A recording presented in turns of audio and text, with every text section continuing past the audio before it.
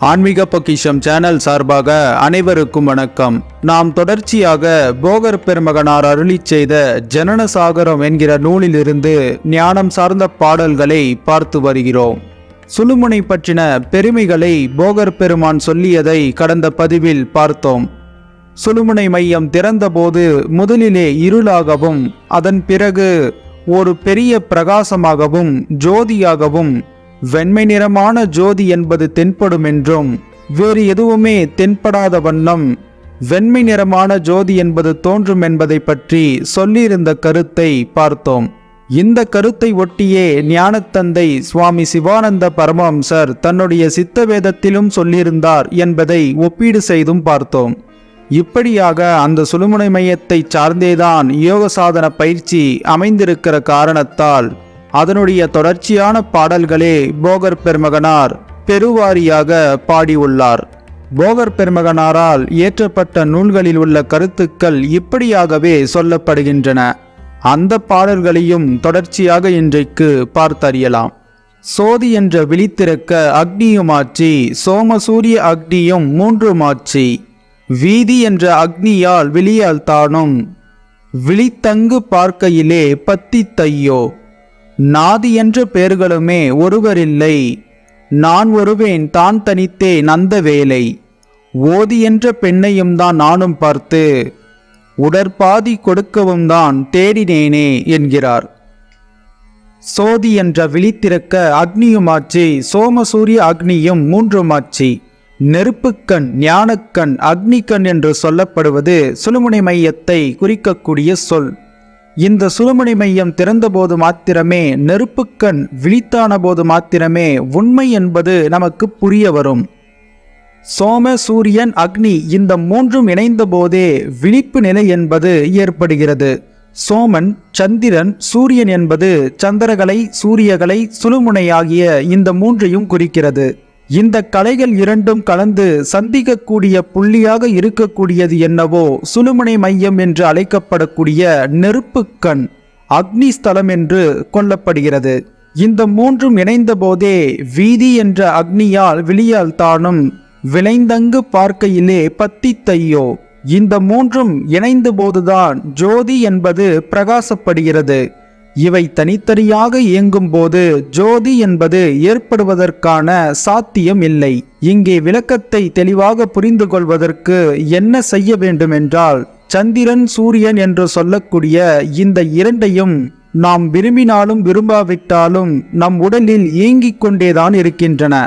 ஆனால் இது ஒரு சமயம் சமமாக நடைபெற்று கொண்டிருக்கின்றன, மறுசமயம் ஒன்று உயர்வாகவும் மற்றொரு கலை தாழ்வாகவும் நடைபெற்று கொண்டிருக்கின்றன. சர ஓட்டத்தை பற்றிய கல்வி அறிவை பார்க்கும்போது 24 நிமிடங்களுக்கு ஒரு முறை ஒரு நாளிகைக்கு ஒரு முறையாக சந்திரகலை சூரியகலை ஆகிய இந்த இரண்டும் மாறி மாறி உடல் முழுவதும் சஞ்சாரம் செய்கிறது என்பதாக கூறப்பட்டுள்ளது. ஆனால் இது உடல் இயக்கத்திற்காக நடக்கக்கூடிய இயல்பான சஞ்சார நடை. இதை மாற்றி அமைப்பதற்கு ஒரு குறிப்பிட்ட விகிதாச்சாரத்தில் சந்திரனையும் சூரியனையும் ஒன்றாக பின்னி இணைக்கும் போது அவை இணைந்து ஒரு தமர்கம்பியாக மாறி சுழுமுனை மையத்தை முட்டி தகர்க்கின்றன. இவற்றை எப்படி ஒன்றாக இணைத்து செலுத்த வேண்டும் என்பதுதான் ஒரு யோக சாதகனுடைய முயற்சியாக இருக்கிறது. சந்திரகலை சூரியகலை ஆகிய இந்த இரண்டையும் இணைத்து சுழுமுனையை தகர்க்க வேண்டும் என்பதே சித்தர் பெருமக்கள் நமக்கு சொல்லி வரக்கூடிய அறிவுரையாக இருக்கிறது.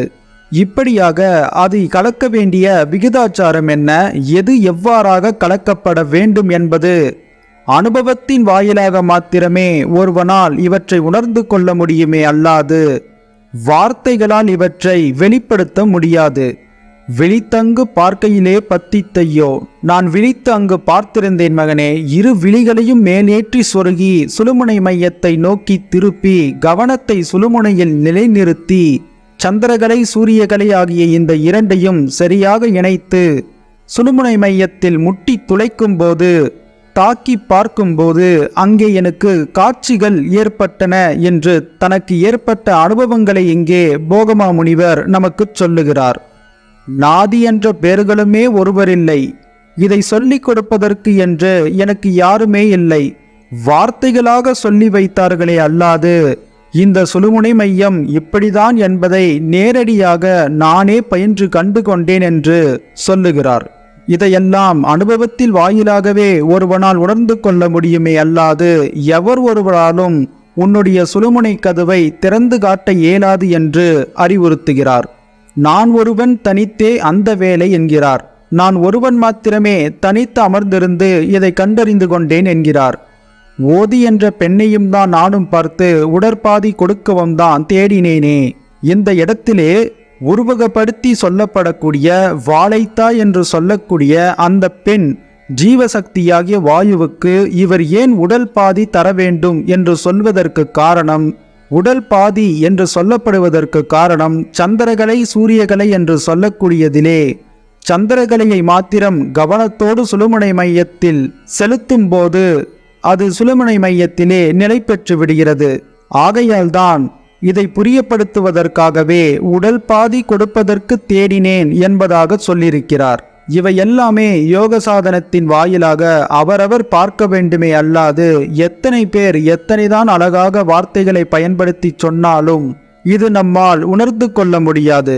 யோக சாதனத்தில் இடைவிடாது ஈடுபட்டு இவற்றை நாம் கண்டுகொள்ள வேண்டும் என்பதுதான் போகர் பெருமான் நமக்கு சொல்லக்கூடிய கருத்தாக இருக்கிறது. இது யோக சாதனத்திலே சுழுமுனை மையத்தை கடந்தபோது எல்லோருக்கும் ஏற்படக்கூடிய அனுபவமாகவே இருக்கிறது. அந்த நிலை ஏற்பட்ட போது எவரிடத்திலும் பழக விருப்பம் என்பது இருக்காது. தனிமையே விரும்பிய ஒன்றாக மாறிப்போகும். தனித்திருந்து மாத்திரமே யோக சாதனத்தை வெல்ல முடியுமே அல்லாது கூட்டம் கூட்டமாக கும்பலாக கூடி அமர்ந்து இந்த யோக வித்தையை நம்மால் வென்றுவிட முடியாது. தனித்திருந்தே பார்க்க வேண்டும் என்பதே காகபுஜண்டர் பெருநூல் காவியத்திலும் யாம் பார்த்திருக்கிறோம். வண்டுகள் பூச்சிகள் இவற்றினுடைய ரீங்காரங்கள் இல்லாத இடத்தில் சென்று அமர்ந்திருந்து தனிமையிலே தனித்திருந்து பார்க்க வேண்டும் என்று புஜண்டர் சொல்லியிருக்கிறார். இந்த கருத்திற்கு திரு அருட்பிரகாச வள்ளலார் சொல்லும்போது பசித்திரு, தனித்திரு, விழித்திரு என்று சொல்லியிருக்கிறார். பசித்திரு என்று சொன்னால் யோக சாதனம் பழகக்கூடிய ஒருவன் வெறும் வயிறோடு இருந்து யோக வித்தையை செய்ய வேண்டும் என்பது கருப்பொருள். இந்த கருத்தையே புஜண்டர் சொல்லும்போது குடல் கொண்டு பாராதே காலை மாலை கொண்டு பசி ஆறு முன்னே பாரு பாரு என்று சொல்லியிருக்கிறார். அடுத்தபடியாக தனித்திரு என்றும் சொல்லியிருக்கிறார். கூட்டமாக அமர்ந்திருந்து கோரஸாக பாடக்கூடிய பஜனைகளால் இறைநிலையை நாம் அடைந்துவிட முடியாது. அதற்கு தனிமை தேவை என்கிற கருத்து வலியுறுத்தப்பட்டது. விழித்திரு என்று சொல்லியதற்கு காரணம் இரு விழிகளையும் திறந்து யோக சாதனத்தை பழக வேண்டும். அது அல்லாது விழிகளை மூடிக்கொண்டு யோக சாதனத்தில் நாம் வெற்றி காண முடியாது என்பது வள்ளற் பெருமானுடைய கருத்தாகவும் இருக்கிறது. அனைத்து சித்தர் பெருமக்களும் ஒரே ஒரு விடயத்தை வெளிப்படுத்தி இருக்கிறார்கள். நான் ஒருவன் தான் தனித்தேன் அந்த வேலை என்று போகர் பெருமானும் சொல்லியிருக்கிறார். தனித்திருந்தவன் மாத்திரமே யோக வித்தையை வெல்ல முடியுமே அல்லாது கூட்டம் கூட்டமாக அமர்ந்திருந்து யோக சாதன பயிலக்கூடிய ஒருவன் யோக வித்தையை வென்றுவிட முடியாது. இந்த கருத்தையே போகர் பெருமான் இந்த பாடல் மூலம் நமக்கு வெளிப்படுத்துகிறார். சோதி என்ற விழித்திருக்க அக்னியுமாச்சி, சோமசூரிய அக்னியும் மூன்றுமாச்சி. வீதி என்ற அக்னியால் விழியால் தானும் விழித்தங்கு பார்க்கையிலே பத்தித்தையோ. நாதி என்ற பெயர்களுமே ஒருவரில்லை, நான் ஒருவன் தான் தனித்தே நந்த வேலை. ஓதி என்ற பெண்ணையும் தான் நானும் பார்த்து உடற்பாதி கொடுக்கவும் தான் தேடினேனே. நல்லது சகோதர சகோதரிகளே, மேலும் அடுத்தடுத்த பதிவின் மூலம் தொடர்ச்சியாக பாடல்களை பார்த்து வரலாம். அதுவரையிலும் உங்கள் அனைவருக்கும் நன்றி. வாழ்க வளமுடன்.